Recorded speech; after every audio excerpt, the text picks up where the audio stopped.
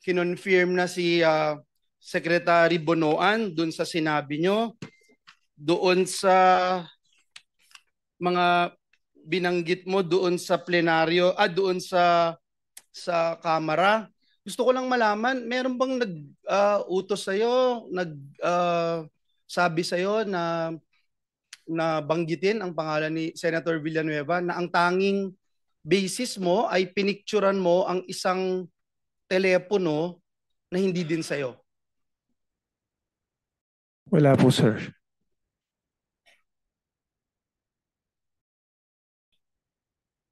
Puntahan ko si Bryce, Mr. Chairman.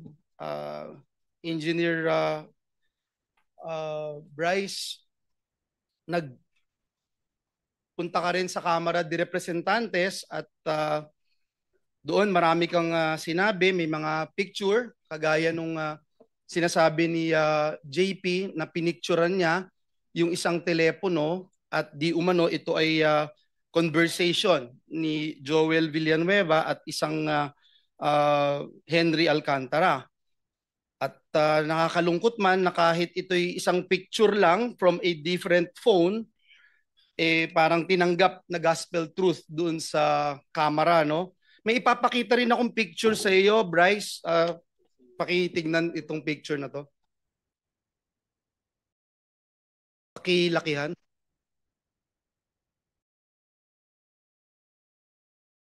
Bryce, naaalala mo ba yung messages na ito?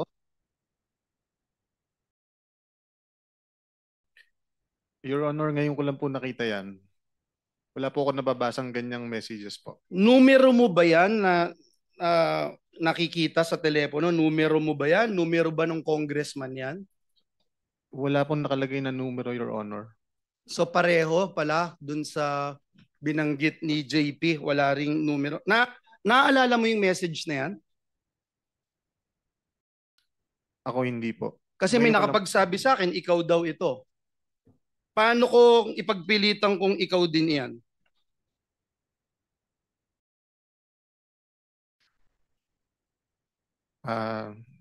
Nasa sa inyo na po yan, Your Honor. Pero hindi ikaw yan. Hindi po. Babasahin ko lang, Mr. Chairman, nakalagay dito, Congressman, Bryce, idiin mo si Sen Joel dito. Bryce sumagot, basta kayo na bahala sa akin, batchmate.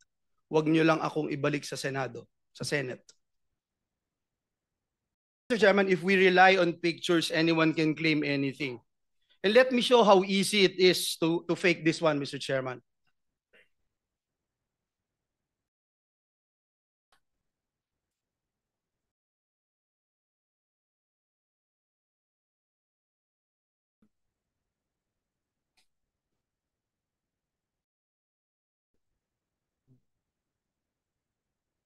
"20 seconds, Mr. Chairman."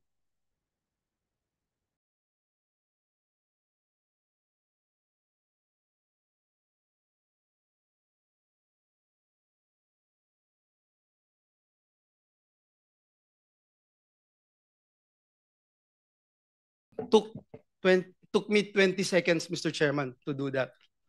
Mr. Chairman, maaaring sabihin yung cellphone na nagpicture at ang metadata ng picture na ito ay para sabihin kinuhanan talaga noong October 2023.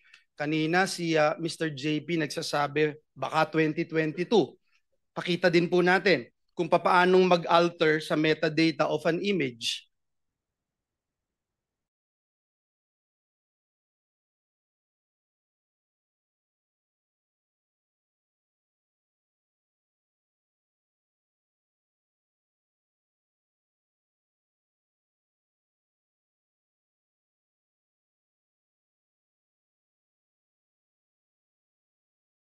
Ganun po kadali, Mr. Chair. Mr. Chairman, bukod po sa napakadaling magdoktor ng picture, inamin niya po mismo doon sa camera, and if we can show the minutes and the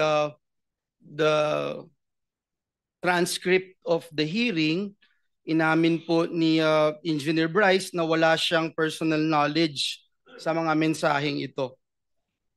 Can you confirm, Engineer Bryce, itong binanggit nyo na Your Honor regarding sa mga text messages po, wala po. Kasi you're being asked to prove your allegations na may pruweba or usapan tayo o at least make sure for fairness sake, sabi niya Rep. Adyong. Would you confirm na ito po yung naging sagot nyo, sir?